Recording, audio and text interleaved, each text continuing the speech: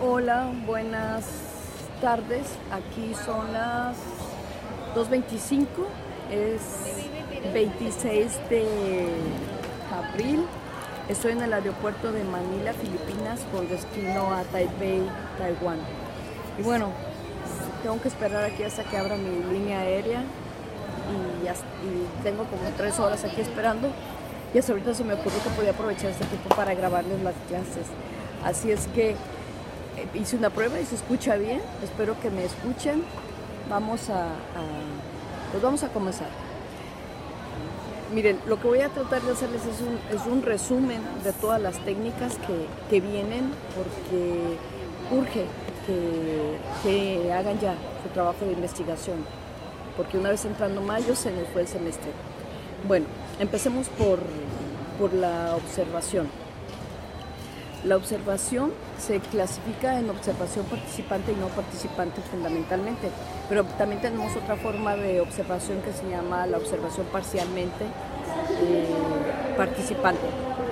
La historia de la observación va a la época de la colonización.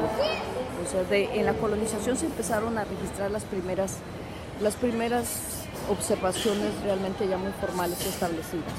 Por supuesto que el ser humano, desde que está sobre la Tierra y en nuestro proceso de evolución, se ha tenido que ocupar de observar.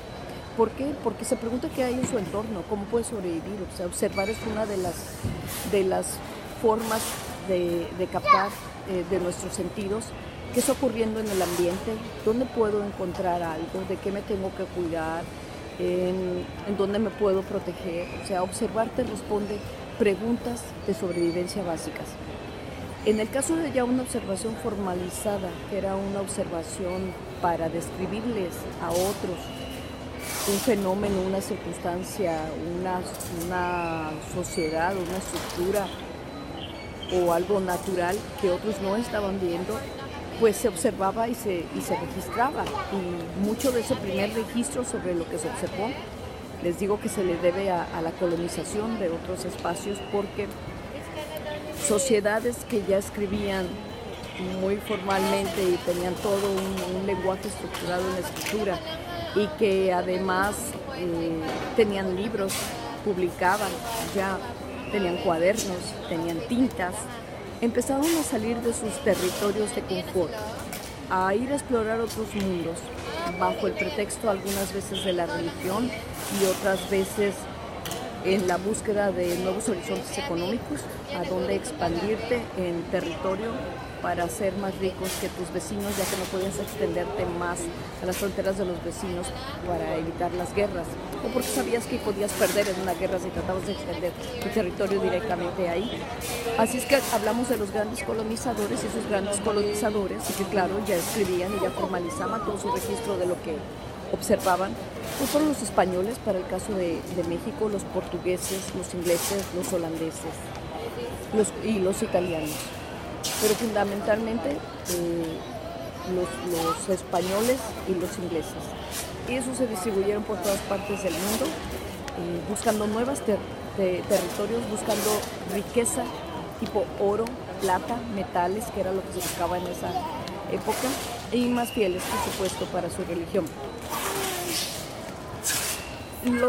A quienes se asignaba para hacer los registros de observación, por supuesto que todos los observadores observaban, pero observaban por su propia sobrevivencia. Pero los que registraban esas observaciones eran personas que eran enviadas específicamente para ese propósito, o que tenían un alto puesto en la administración de sus colonias, y tenían que registrar todo lo que pasaba, porque le tenían que reportar a sus reyes, que eran los que los habían mandado y los que les habían dado todo el poder económico de hacerlo. Tenían que reportarles qué estaba pasando. En estos reportes sobre las nuevas colonias, pues tenían que decir qué veían, cómo se veía lo que estaba ahí, qué ocurría, cuándo ocurría, cómo ocurría, quién estaba involucrado, qué normas se seguían. Entonces, para ponerles un ejemplo que nos llega a nosotros más fácilmente, les puedo hablar de la conquista de la Nueva España, ¿no? De lo que es la llegada de Hernán Cortés al territorio azteca, lo que él observó, lo narró muy bien, y también tenía 2 monjes que escribían maravillosamente bien, y que describían a detalle todo lo que observaban, ¿no? Así, por estos monjes tenemos una descripción, y por el propio Hernán Cortés tenemos descripciones de cómo se veía cómo se vio Tenochtitlán cuando ellos llegaron. Era un día de mercado, de tianguis en Tenochtitlán. Tenochtitlán tenía canales de agua, aquello eran chinampas por todas partes, pirámides pintadas cubiertas completamente de color blanco, y las figuras y toda la decoración que tenían ahí era de muchos colores, no era como vemos a las pirámides ahora que son solo la roca, no, tenían colores, y lo que no era de color era blanco. En las crónicas de la Nueva España, Hernán Cortés narra absolutamente todo lo que observó. ¿Qué estaba pasando ese día? ¿Quiénes estaban ahí? ¿Qué se vendía? ¿Cómo eran los animales que ellos no conocían y que vinieron a encontrar en el Nuevo Mundo? Por ejemplo, los guajolotes, era algo que España no identificaba. Productos como el aguacate, el cacao. Describe en estas crónicas, por ejemplo, que el cacao era una moneda, y cómo es que se utilizaba, cómo se hacían las compras a través de intercambios y no a través de dinero o moneda de oro, que era lo que utilizaban ya otros metales que utilizaban en España y en Europa. Describe cómo se vestían los hombres, cómo se vestían las mujeres, qué categoría tenía cada persona dentro de una sociedad que era una monarquía, porque los aztecas tenían un reino.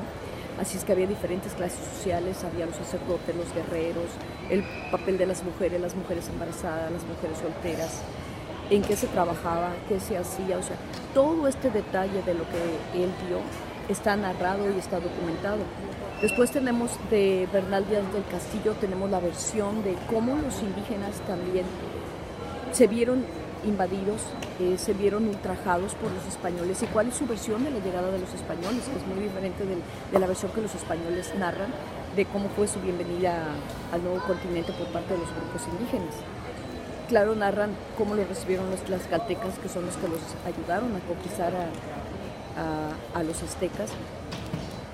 Y todo esto documentado en lo que nosotros llamaríamos en nuestra observación moderna un diario de campo. En aquel entonces se documentaba así, cargaban su frasquito de tinta y su pluma, y con eso sacaban la pluma y iban escribiendo todo lo que estaba pasando. Y no había copias y no había nada, era y como lo escribiste así se quedó rayonado, y ese mismo documento es el que después se enviaba a España. Así que en España hay libros y libros y libros de documentos describiendo qué está pasando acá en el nuevo continente y cómo se escribe a la sociedad, a la cultura, a toda la forma de organización. Eso que ellos estaban haciendo, en un momento cuando solamente registras lo que estás viendo, es una observación no participante, pero cuando ya registras en base a tu propia experiencia de estar actuando en ese espacio, es una observación participante. Los españoles en todo este proceso se volvieron observadores participantes, es decir, conquistaron, o sea, no llegaron solamente a observar, no sé, a mandarle decir a la reina y saber cómo se veían las cosas por acá, no, llegaron a actuar, llegaron a adueñarse, llegaron a matar, llegaron a evangelizar, y entonces tenían que narrar cómo hacían todo ese proceso. Entonces fueron observadores participantes. En el caso nuestro, si alguien decide, o si vamos a acordar que su equipo va a trabajar la observación, pues hay dos formas de hacer esta observación. Va a ser participante o no participante, porque no creo que vamos a tener circunstancias de observación parcialmente participante. Pero déjenme y les doy un ejemplo de cómo es una observación participante y no participante. Vamos a suponer que ustedes van a observar qué ocurre en una sala de urgencias del Seguro Social en los típicos sábados entre 8 de la noche y 3 de la mañana del domingo. Y que para esto se van a ir a hacer estas guardias en la sala de urgencias, no como pasantes, no como médicos, sino como observadores, o sea, un civil sentado en una sala de urgencias, o parado, o dando vueltas por ahí. Supongamos 5 sábados, de 8 de la noche a 3 de la mañana del domingo, 5 sábados seguidos, y lo que van a hacer es totalmente no participantes, llegar, sentarse o estar parados, observar todo lo que pasa. Hay diferentes formas de observar, puedes hacerlo simplemente con tu sentido de la vista, o puedes estar grabando, documentando y aparte tomando fotografías y seguir observando. ¿Qué es lo que pasa? Entonces, ¿en qué tienes que poner atención? Bueno, tienes que poner atención en quién está ahí. Y cuando piensas en este quién, además de ese quién está en esa sala, cómo se ven esas personas, qué edad tienen, son hombres, son mujeres, responden al género que parece tener fenotípicamente. Hay personas de todas las edades, qué edades predominan, qué género predomina, cómo se ven vestidas estas personas y si por la vestimenta que tienen podrías definir a qué clase social pertenecen, si por la forma en que se ven podrías decir que son de la ciudad o que vienen de otros pueblos o quizás está de la zona rural. Eso es con respecto a las personas. Las personas están ahí acompañando a alguien o están ahí como pacientes. ¿Qué más sobre las personas? Si parece que están ahí como pacientes, se ve que tienen dolor, podrías determinar el grado de urgencia que cada una de estas personas pacientes tiene de que le atiendan en base a lo que estás observando, como si tiene una facies de dolor o están relajados o se ve bien o están sangrando. ¿A quién atienden primero? Esto es hablando nada más de los que llegaron al servicio. Vamos a irnos ahora, seguimos con el quién está ahí, a todo lo que responde a personal del Seguro Social. Dentro de ese personal hay enfermeras, hay pasantes, hay asistentes, hay secretarias, hay camilleros, están los personal de intendencia y también hay que describir a todas estas personas, cómo se ven. Tienen roles, tienen horarios, cada cuánto aparecen, desaparecen, están de buenas, están de malas, cómo se comportan con las personas que deben atender, cuál es la interacción entre ellos mismos, se ve que se hacen bromas, se ve que se llevan bien, que no, están muy sonrientes entre ellos, pero cuando los aborda un paciente o un familiar de paciente se ponen malhumorados. O sea, todo esto sobre la persona se tiene que registrar. Así es que si lo estás tomando en video, pues te ahorra tiempo, bueno, más bien te ahorra un recurso, que es el tener que estar escribe. Pero eso te requiere tener permiso para estar tomando el video, o sea, no podrás pasar desapercibido. Y en esto de pasar desapercibido, quizás tengo que hacer énfasis ahora en la cuestión de la ética. Debes de tener un permiso para estar observando ahí. No es un sitio público donde uno puede sentarse a observar y registrar todo lo que ocurre. Es un espacio, aunque público, es de alguna manera, éticamente, es privado. Pero para fines exclusivamente del proyecto para esta clase, y que es algo que no vamos a publicar y que solo leemos internamente en clase, no va a ser necesario que consigas este permiso, pero si vas a tomar videos sí vas a tener dificultades. O sea, te vas a hacer visible, te vas a hacer aparente y te van a estar cuestionando qué estás haciendo y probablemente no te permitan estar. Entonces mi recomendación es que no hagan de video. Si quieren hacer algo de video, háganlo público, háganlo por ejemplo en el espacio donde es tu espacio. Puede ser el CUSUR, si quieres hacer una observación de video en el CUSUR, lo puedes hacer en el comedor, lo puedes hacer en la biblioteca, lo puedes hacer en espacios donde nadie te va a llamar la atención porque ni la atención vas a llamar. Pero en una sala de urgencia de servicios del Seguro Social sí. Pero vamos a suponer no tienes video, no vas a tomar video, no vas a tomar fotografías, pero vas a estar ahí. Tienes lo mejor de ti, te tienes a ti mismo y tienes tu cerebro y todo este sentido de la vista y del oído. Entonces lo que tienes que hacer es tener un diario de campo, que este es un cuaderno. Les hablo en otro video sobre el diario de campo, pero es un cuaderno donde vas a estar registrando todo lo que pasa. Y tienes que tener ese tipo de cuidados, de saber que estás registrando quién, y entonces ahí dedicas todo a la persona, de qué, ahí dedicas toda la circunstancia o el evento, qué es lo que ocurre. Y por supuesto, en el análisis de qué es lo que ocurre, involucras a las personas porque son ellas probablemente las que provocan lo que ocurre. Luego tienes que registrar también cómo ocurren las cosas, quién hace quién, cuándo lo hace, por qué lo hace. Y luego tienes que registrar por qué lo hacen, tienes que explicártelo. Y en lo que te explicas todas estas etapas o todos estos elementos, quién, qué, cómo, cuándo y por qué, pues se mezclan todos ellos, y te permite después, cuando haces el análisis de tu diario, ver qué te hace falta. Si hay algún fenómeno, una circunstancia que está ocurriendo en urgencias que no observaste bien por qué ocurrió, entonces sabes que te hace falta ese elemento y tendrás que observarlo a la siguiente ocasión. Si te hacen falta explicaciones también, quizás tienes que volver y tratar de observar, o sea, y explicártelo sin hablar con nadie. Estás haciendo observación, solamente observación. O sea, esta es observación no participante.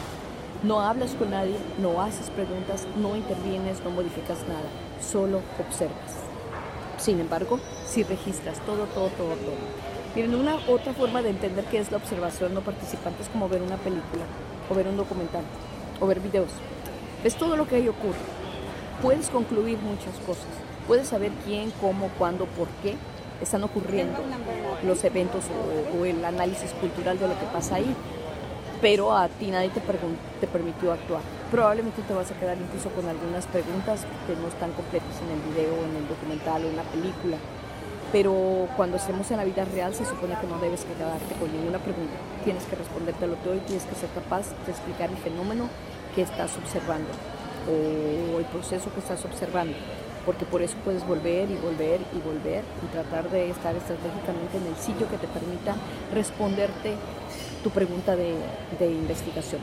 Entonces ese es el observador exclusivamente participante. Luego tenemos el observador no participante, perdón. Luego vendría la otra explicación, que es el observador participante. El observador participante es parte de lo que está observando. Y de hecho, una de las críticas al observador participante y uno de los riesgos grandes del observador participante es que se le olvide que está ahí como observador y se dedique más a participar que a observar. Entonces forma parte del ambiente que está observando y muchas veces deja de registrar porque está siendo parte del fenómeno. Tiene que hablar con personas, tiene que ayudar, tiene que trabajar, tiene que ir, tiene que venir y no registra. Y cuando se sienta a registrar, pues ya es muy tarde, o ya pasaron días o pasaron horas y ya lo que registra ya no es tan auténtico como si lo hubiera registrado al mismo día o en el mismo momento. En cambio, el observador no participante se lo pasa observando y se la pasa con la urgencia de escribir, porque sabe que se va a olvidar de muchos detalles. Es más, mientras escribe, le vienen más preguntas a la mente. Volteo para ver si ya me toca, si esto avanza y vamos a hacer el check-in, pero creo que todavía no. Entonces, el observador no participante sí registra muchísima más información que el participante, pero tiene más preguntas que a lo mejor se van a quedar en el aire y no va a poder responder porque no puede hablar con nadie, no debe hablar con nadie, solo debe registrar lo que observa. De esta manera se imaginarán que Hernán Cortés fue un observador ¿de qué tipo? Ya se lo respondieron, imagino. Fue un observador participante. O sea, mientras nos masacraban y nos obligaban y nos robaban, registraban también lo que pasaba. Volviendo a nuestro estudio en la sala de urgencias de manera de observadores participantes, pues ahí sí nos podemos sentar a preguntar a las personas por qué está aquí, cuántas horas tiene, le duele mucho, ya le dijeron si lo van a atender o no, vino solo, permítame ayudarle, a ver, deje yo y pregunto a ver si ya lo van a pasar, por qué no les dice esto. Incluso hasta nos volvemos metiches y hacemos sugerencias y recomendaciones. O sea, estamos totalmente metidos en las circunstancias, somos parte de lo que estamos estudiando. Pero mientras haces todo eso, ¿a qué horas escribes?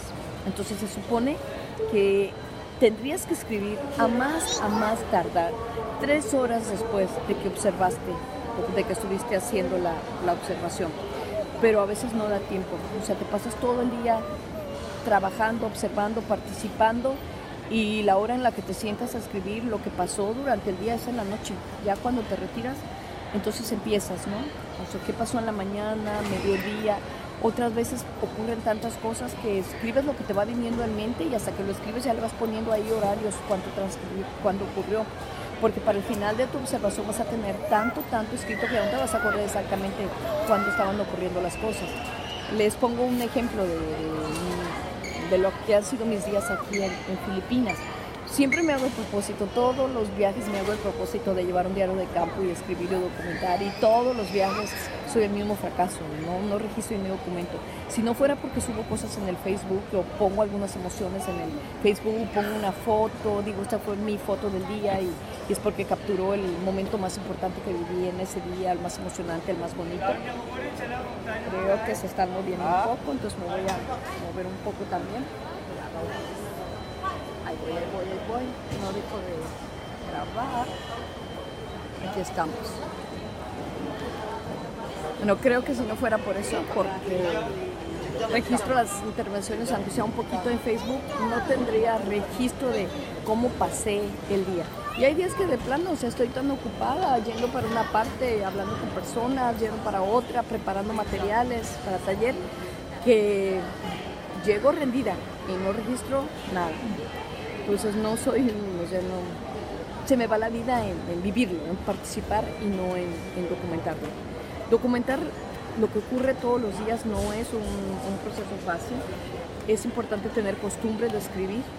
Eso sí, si estás acostumbrado a llevar un diario, se te da natural, pero si no es parte de tu hábito, la verdad es que se olvida mucho y queda mucho en el aire y después de un tiempo uno ya ni siquiera recuerda cómo hizo las cosas.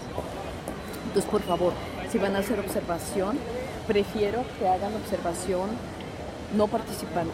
De esa manera se dedican exclusivamente a estar viendo, escribiendo en su diario de campo. El año pasado hicimos una observación no participante que fue agradable. Hoy no les voy a pedir que la hagan porque estamos contra el reloj y prefiero que usen su tiempo directamente ya en su proyecto de investigación. Pero les cuento qué fue lo que hicimos el año pasado. El año pasado lo que hicimos fue que se dividieron en los equipos, se dividieron las diferentes puertas de entrada al CUSUR y entonces decidimos por ciertos días y ciertas horas y los equipos estaban en diferentes puertas y observaban durante una hora qué pasaba a la entrada. O sea, ¿a quién observaban? A los guardias y a toda la gente que entraba y salía del CUSUR a través de las puertas. Observaban si les pedían la credencial de entrada, qué pasaba con los que no la traían, a quién le ayudaban, a quién no le ayudaban, qué hacía el guardia mientras no estaban pasando gentes en esos ratos de aburrimiento, qué pasaba cuando se iba el guardia al baño. Y algo que pasó curioso es que los guardias se percataron de que los estudiantes y las estudiantes estaban haciendo observación y a todos les preguntaron, ¿qué estás haciendo? ¿Por qué escribes? Porque estaban escribe lo que ocurría. Les dije, no fotos, no video, porque además esto iba a requerir permiso. Así es que solo escribían y fue curioso que sí se percataron de su existencia y les preguntaron que por qué estaban escribiendo y ellos dijeron, pues nada más porque estamos, creo que tengo que mover un poco más.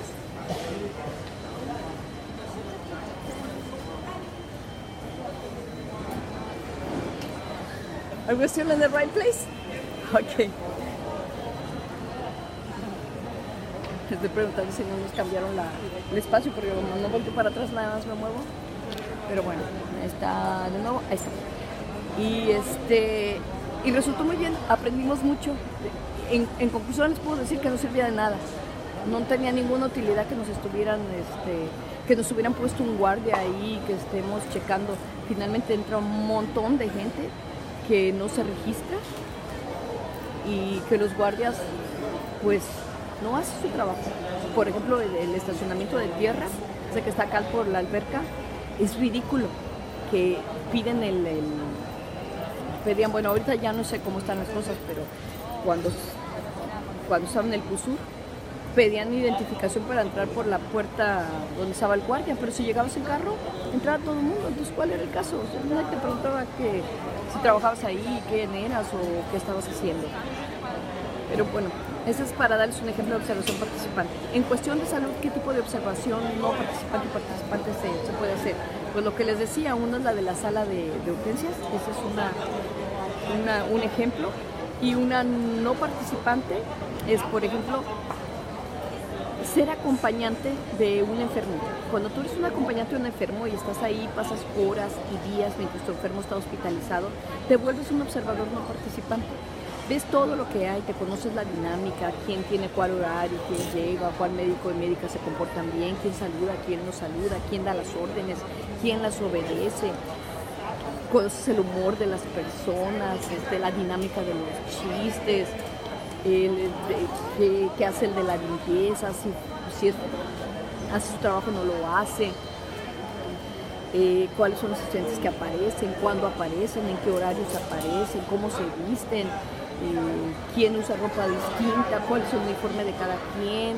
O sea, en una semana de un acompañante de paciente de estar en el hospital, solo observando, se conoce y se domina casi el proceso de la administración y de ser parte de un hospital. Y ese es un típico observador no participante. Claro, participa con su paciente, pero conoce la dinámica de todos los demás. Ventajas y desventajas de una de otra. La ventaja del observador participante es que registra muchos más datos, porque La ventaja del observador no participante es que registra más datos, observa más detalles, porque está exclusivamente dedicado o dedicada a ello. La desventaja es que se queda con algunos huecos en el conocimiento y cuestiones que no alcanza a responderse muy bien, porque no puede preguntar y no puede modificar nada de lo que está viendo. O sea, no puede ser metiche, observa y lo que se le permita, nada más observar desde donde está.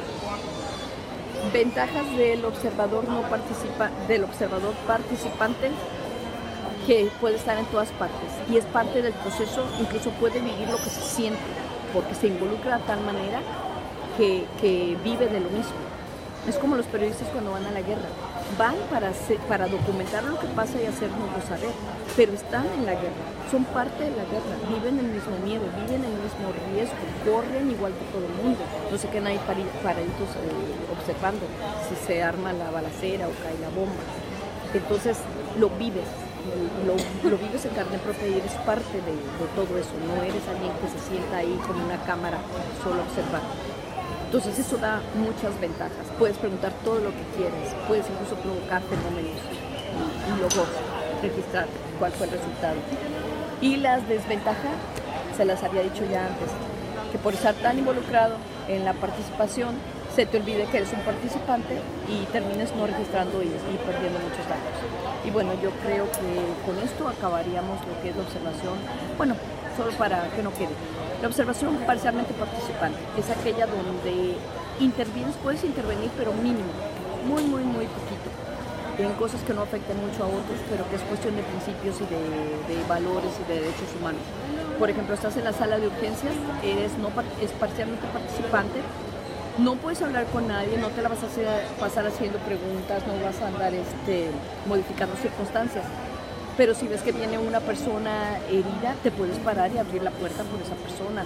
Si ves que el camillero necesita ayuda, te puedes parar y ayudarle a mover la camilla. Ese es el tipo de intervenciones que puedes hacer, pero nada más. No puedes modificar circunstancias, solo ayudar porque de verdad es una necesidad y no puedes estar haciendo preguntas. Te preguntarás quizás, bueno, y si la gente me pregunta algo ahí, así puedes responder. Sí, no, buenas tardes, buenos días. ¿Qué está haciendo? Aquí estoy tomando notas para una tarea, nada más. Bueno, con eso haríamos el tema de la observación. Ya conocen la historia de la observación. Me faltó decirles cuándo hacemos observación participante y no participante. Cuando las circunstancias te permiten estar en un sitio, pero es delicado que actúes, te dejan ser solamente observador. Por ejemplo, cuestiones dentro de los hospitales, la cárcel, orfanatorio, donde no quieren que te involucres por tu seguridad, por lo que tú quieras con otras personas, solamente vas a estar ahí viendo. Es como ser oyente en una clase. Usted venga, oiga, registre, aprende, pero no puede participar. ¿Sí? Entonces depende de los espacios. ¿Cuándo es conveniente ser participante?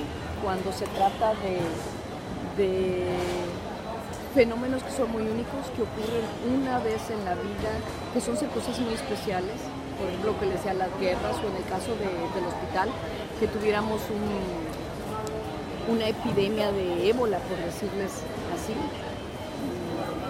Los dioses del universo nos libren de una cosa así en México, pero supongan que tuviéramos una epidemia de ébola, pues eso no va a pasar solo los días. O sea, ahí vale más un participante y registras mientras actúas y mientras ayudas y mientras haces toda tu parte. No sé si hay dudas, si hay alguna duda la pueden poner abajo de la entrada. No sé dónde o cuándo tendré acceso a internet para subir este video, pero espero que pronto, y en cuanto logre entrar a la otra sala, quizás me dé tiempo para pasar a la entrevista. Pero la primera forma de investigación que hacemos es la observación. Y bueno, ha sido grato, me da risa y al mismo tiempo me alegra poder hacer esto aquí. Es una manera de mostrarse a uno mismo que si quieres hacer las cosas no importa dónde estés. Me siento incómoda de no estar con ustedes, me siento muy culpable de no tener la parte presencial, extraño mucho estar presencialmente ahí, pero también hacer este tipo de viajes de trabajo, de participación académica, de enseñanza en otras culturas y en otros lugares es muy enriquecedor y espero que se proyecte en mi manera de vivirlo cuando vuelvo al sur y cuando estoy con mi gente y cuando lo que veo y lo que siento y todo lo que capto fuera de ahí me sirve para tratar de poner mi granito de arena en el país que tanto amo, ahí donde ustedes están. Gracias.